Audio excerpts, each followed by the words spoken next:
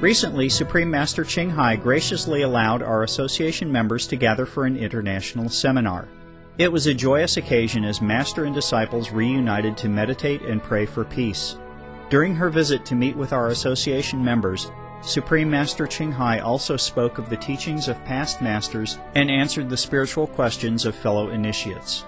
Throughout the ages, compassionate, enlightened masters have urged people to surrender to the greater universal power by seeking the divine within, from which all other goodness and happiness follow. This message was echoed again in Sila Paramita, the practice of selfless kindness, which Supreme Master Ching Hai shared with our association members during the international gathering on December 29, 2008.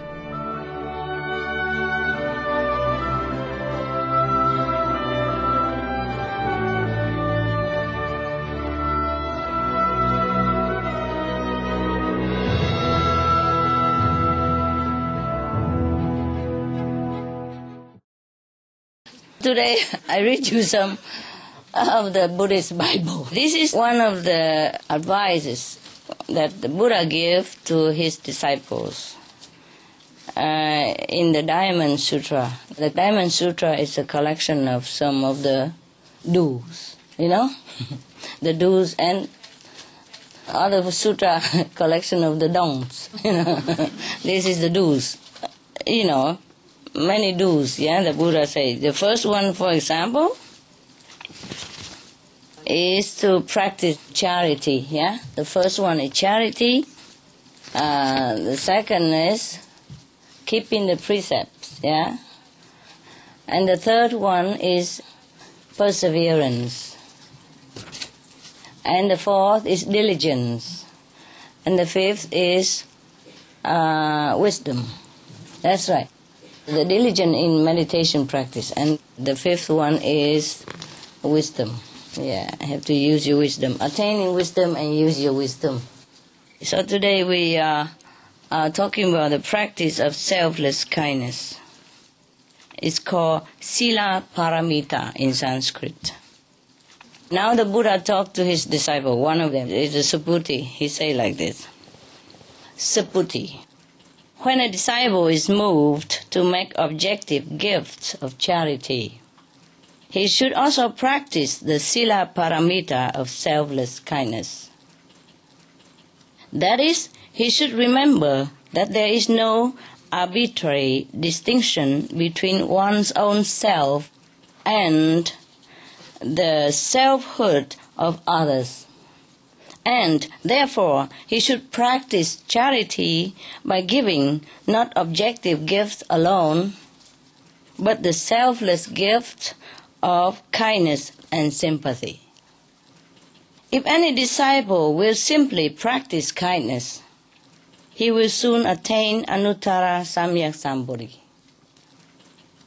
What is Anuttara Samyak Sambodhi? It just means the highest attainment. Okay? The highest Buddhahood, the Buddha nature, the complete Buddha nature. Okay, so what did the Buddha mean by we have to practice selfless kindness? Anybody knows? When you give something, you expect something back, whatever. Yeah, that's good. That's right also. Okay. What the Buddha means here, I guess, is when you give, you don't think that you're giving. Because he said you should not make distinction between yourself and the other self, like between me and the chocolate over there, the choco brother over there. You see, because when you give with the objective thinking in the mind that, okay, I'm giving him something, then it's not a complete giving. It's not a Sila Paramita. Sila Paramita means you give, but as if you give it to yourself. Like you drink water when you're thirsty, you eat when you're hungry. It's no big deal when you're giving yourself something to eat. Would you praise yourself like, oh, I am great. I give myself a bottle of orange juice. I am giving myself some charity. No. That's why when we do something, we just do it.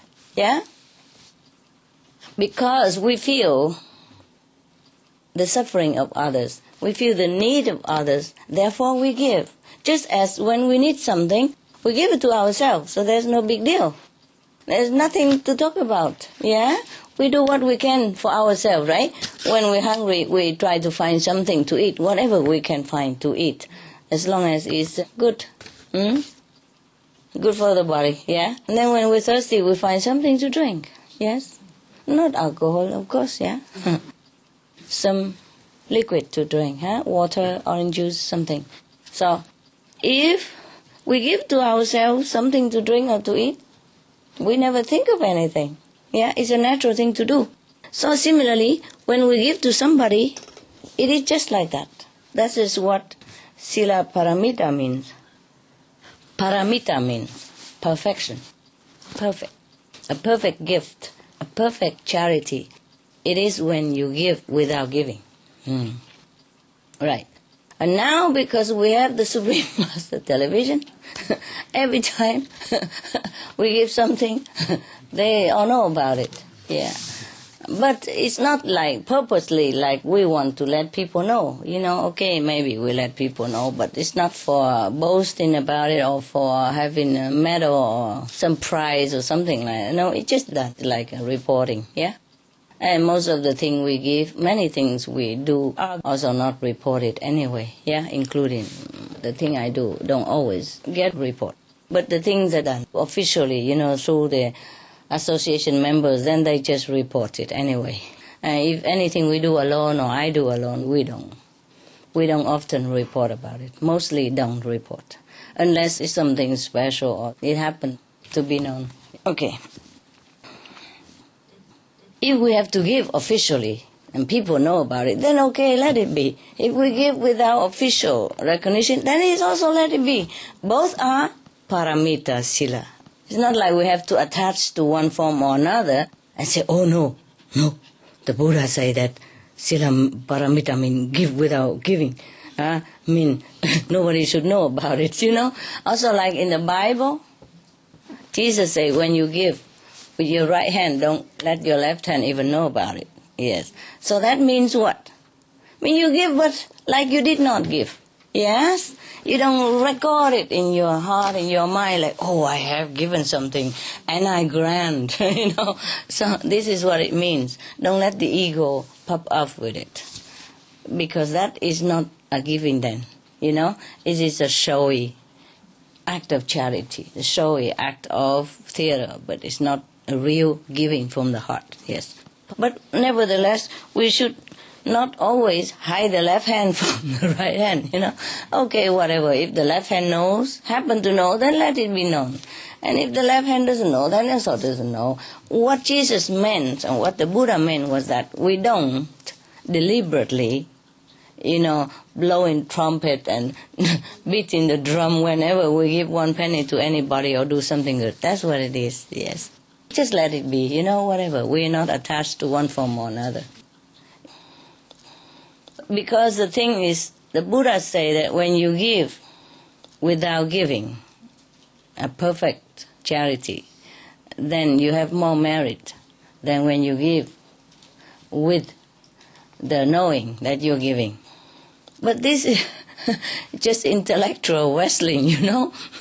When we attain this perfection of charitable quality, we just give, yeah? We will not think, yes, I'll be recognized or not recognized. We couldn't care less, yeah? Whether it will be known or not known, that is the perfection. Not deliberately also trying not to be known, and if somebody already print the newspaper, you go buy all the newspapers so that nobody else will read about your charity act. No, we just let it be natural, huh? Because we give without caring whatever result anyway. Yeah? Okay. So that is the perfect charity. That is Sila Paramita. That is the loving kindness, the selfless kindness that goes with the gift. Yes. Because if we give high-handedly, like, oh, you know, I give it to him, he needs me, or she's, you know, desperate and I am in a position. Okay. Then maybe sometimes this kind of attitude is not very kind to the receiver. yeah, maybe make him or her feel humble, humiliated. In a way, maybe they feel already humble, very grateful to you. But if we have this attitude, then it's not right. Yes. We should give with a very humble attitude as well, yeah? As if we are not giving. As if we give to ourselves, then there's no need to have this attitude making them feel that inferior to us, yeah? Like they have to take something handed out to them from us. That is what it means, yes. So we have to be kind when we give. Not just material things that we hand out to them, but we have to give also with love and with a very natural, sympathetic attitude and kindness. As if we give it to ourselves. That's it. We give because we feel their suffering. We feel their need, as if we need it. As if at that moment we are the one who receive it. As if at that moment we are the one who really needs that. Yes. Just like when you see your child hurt, you, your mother, feel like, even though you're not physically hurt, but your heart feel very, very painful. As if you yourself are hurt, and maybe even more so, because you would rather have it than the little child have pain. You rather take the pain or take the blame and take the hurt yourself. So this is the kind of attitude we should have when we see other people in need or in suffering. Similar like that. That is a true giving, with a heart like a mother to a child. Let's continue. The Buddha said, Subhuti, by what I have just said about kindness, the Tathagata does not mean that a disciple, when making gifts, should hold in his mind any arbitrary conceptions about kindness. For kindness, after all, is only a word, and charity should be spontaneous and selfless. See? Yeah, see what I said? Look like I know what the Buddha was going to tell. I did not read that before. Okay, now, it is exactly like that, Because when we give and still thinking I am kind, or that I should be kind, or I should be selfless, I should be spontaneous, then it's not spontaneous, it's not kind anymore. It's just natural. Just as we breathe in the air, that should be our attitude when we're doing something good to others, yeah? It's like we need air to breathe, yeah? So we just breathe naturally. We don't think that we are being kind to ourselves. So when we give to someone else, it should be like that. The Lord Buddha continues, Subhuti, if any disciple heap together the 7 treasures, forming an elevation as high as Mount Sumeru, and as many Mount Sumerus as there are in the 3,000 great universe, and bestow them in charity, his merit would be less than what would accrue to the disciple who simply observed and studied these scriptures and in the kindness of his heart explained it to others. The later disciple would accumulate greater blessing and merit in comparison of 100 to 1, yes, of 100,000 myriads to 1. Nothing can be compared with it. No wonder everybody study, the Diamond Sutra every day. Namo ra ra ra. Yeah. Of course, it's nice. It's good to study the ancient scripture of the Buddha or any wise master. But the best is to practice it. You see what I mean? So the Buddha mean, even if you give in charity on material things, amounted to countless of mountains. Sumeru is a very big mountain in India. So even if you give so much charity, so much material things, as many as, countless mountains in the whole universes, not just in this world only. And his merit is even less than somebody who study this sutra, this Diamond Sutra, and explain it to others. Oh my God, so I am having a big merit here, huh? I didn't know that. Otherwise I would have read it a long time already. I did not read this. I mean, I probably read it, but not like this, huh? I read to myself when I was younger, Now I know I have accumulated lots of merit. Wow, congratulations to me. Thanks to you, huh?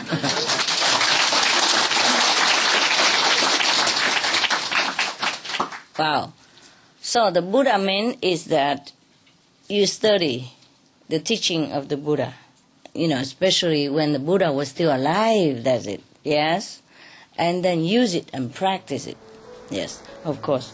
And even explain it to others, yeah? Telling them to practice likewise.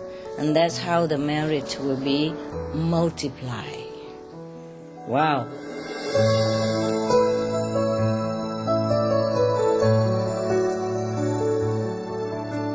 It was a pleasure to have you with us today for Between Master and Disciples. Please join us again next week on Monday for Part 2 of Sila Paramita, the practice of selfless kindness. Animal World, Our Co-Inhabitants, is up next right after noteworthy news here on Supreme Master Television. May Providence grace your life with tranquility and divine love.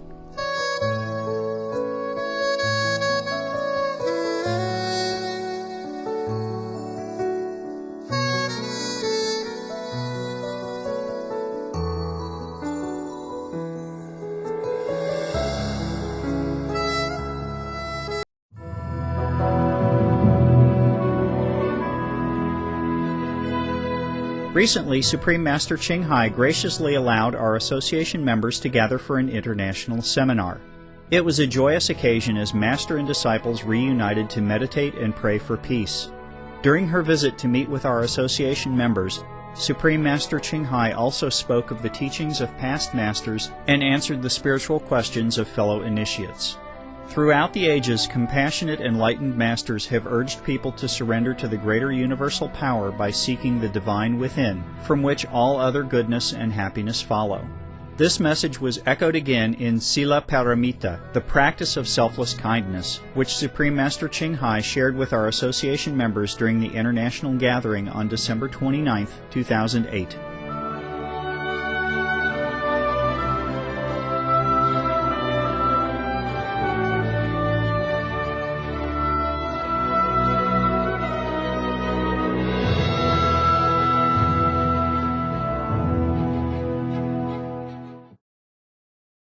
Yes, actually the Buddha has always said that of all the charity, giving the true teaching is the best charity of all.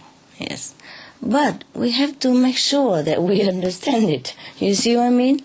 Yeah, not that we misleading others, who without us would probably understood better. So it's not just like, okay, the Buddha said if you study this sutra and explain it to others, then you have a lot of merit, and you hurry up, go and print a lot and give it to everybody. Okay, now, what he meant is when somebody observe and study this sutra and explain to others, means he already understood. He already attained this Sila Paramita, perfection of selflessness, of selfless kindness. Yes, that's very difficult. Yes, observe and study and explain it to others. That means the person already almost as the Buddha or as the Buddha himself in order to understand the Buddha, no? And attain that level of the selfless kindness that have been mentioned in here. Not just reading like a parrot or reciting it like a record player. This is different. Okay, so make sure that we understand all that. The Lord Buddha continue, do not think, Subhuti, that the Tathagata, what Tathagata, you know? That means the Buddha, okay? Mean the Master, the Enlightened One. It's just different title they give it to the Buddha, the enlightened person. Okay. The Tathagata consider within himself, I will deliver human beings. That would be a degrading thought. Why? Because really there are no sentient beings to be delivered by the Tathagata. Should there be any sentient beings to be delivered by the Tathagata, it would mean that the Tathagata was cherishing within his mind arbitrary conceptions of phenomena such as one's own self, other selves, living beings, and universal self. Yeah. So the Buddha tells Subhuti that in his mind there's no conception of delivering, helping anybody or saving anyone. No, truly like that. Even when the Tathagata refers to himself, he is not holding in his mind any of such arbitrary thought. Only terrestrial human beings think of selfhood as being a personal possession. Subhuti.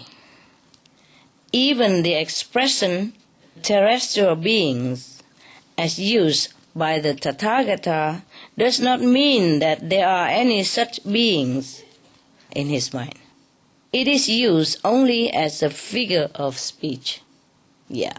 When the Buddha teaches disciples, he has to refer to something, the way they would understand it. Say, okay, teacher, and there's a disciple, and the sentient beings. But in his mind, in his heart of heart, he has no reference to these things. He doesn't think like that.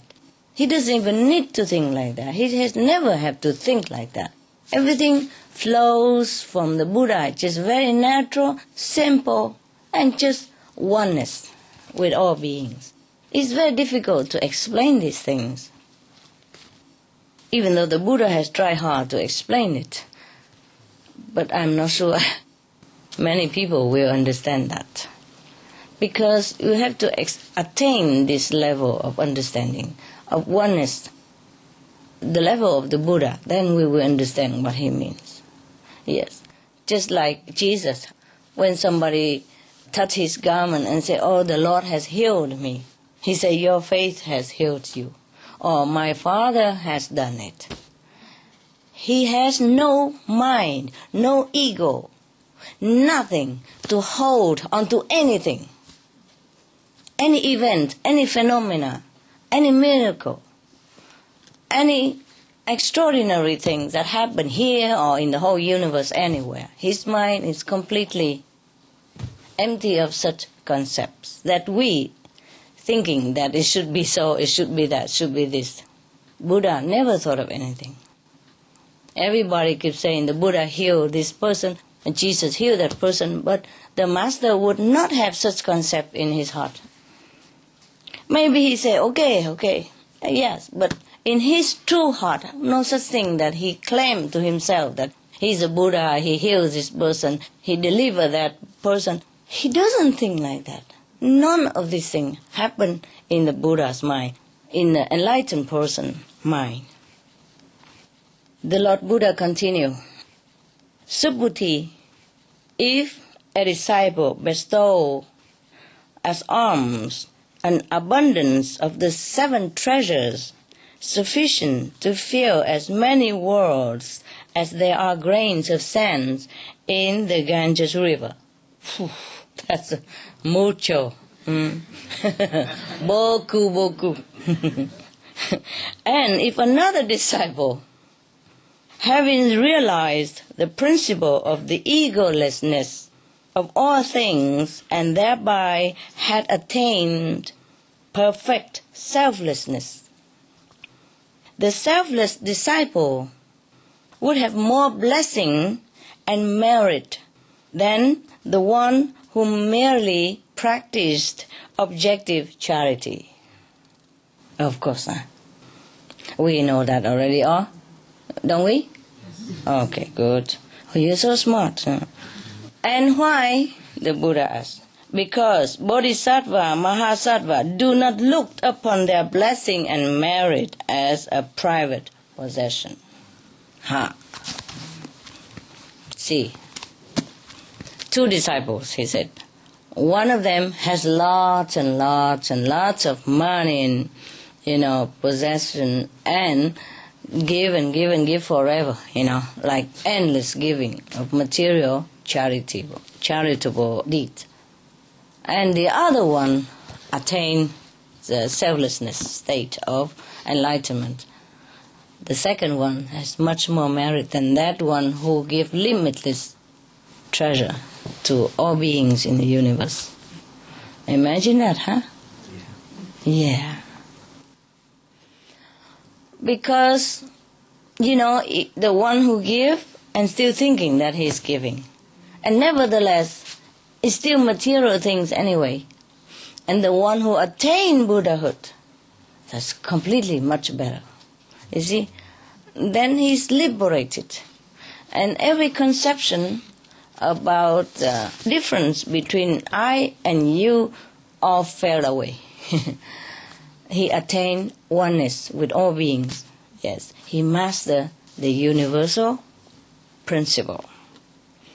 He will then radiate blessing, love, power, merit, all kind of things that will be bestowed upon whoever connected with him. Even if he doesn't give a penny to anybody, but he gives his blessing power, then maybe that person is even getting rich from the blessing also. You see what I mean? For example, sometimes you go to see an enlightened master.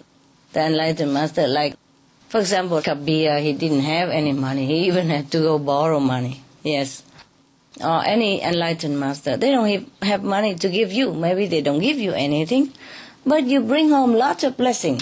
And then from the blessing, you are more enlightened. Then the more enlightened, you're more intelligent and more lucky. And then you will just earn more money. But of course, maybe you don't think that is a blessing from that Buddha or that master power. Remember the joke I told you last time, yeah? The guy who prayed to get a car park in a busy traffic time, and he's in a hurry to have an important appointment, and he was praying, please Lord, just, give me a parking space and I will go to the church every day of my life, every Sunday of my life. And then miraculously a parking space appeared in front of him, and he said, never mind Lord, I found it.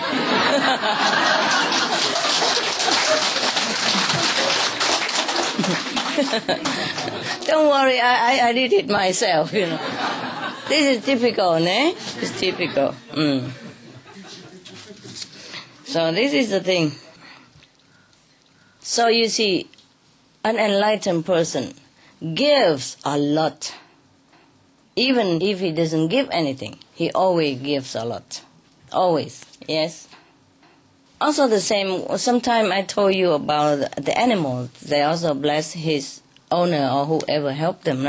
They bless also invisibly. And then you suddenly win a lotto, or you suddenly been promoted. And then you don't know why. You would never accredit it to an enlightened person or a saint that associate with you or with that very benevolent animal. Yes, you will not know it unless you have psychic power. Unless you have intuitive knowledge about these things, you don't know.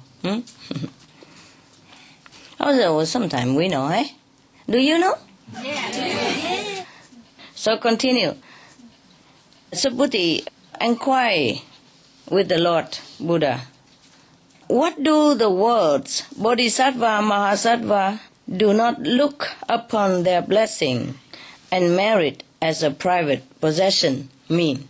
Now he asked a question.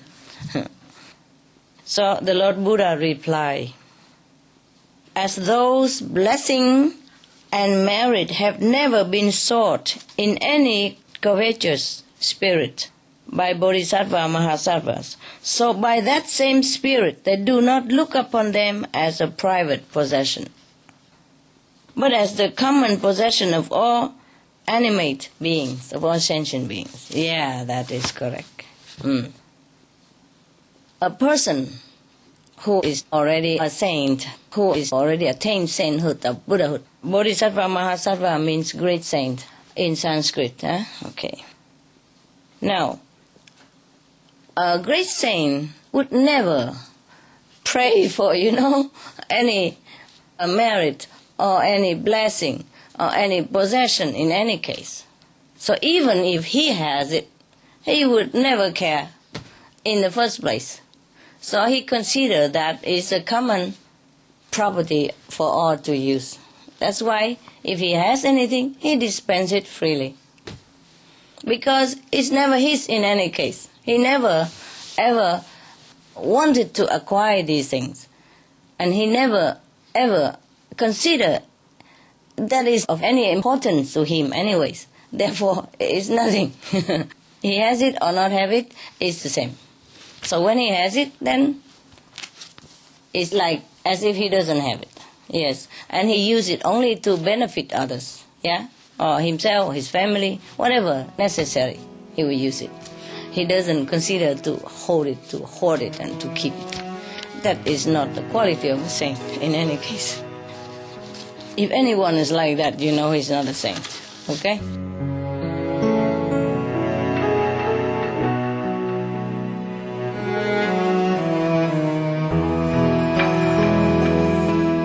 Thank you for joining us for Between Master and Disciples.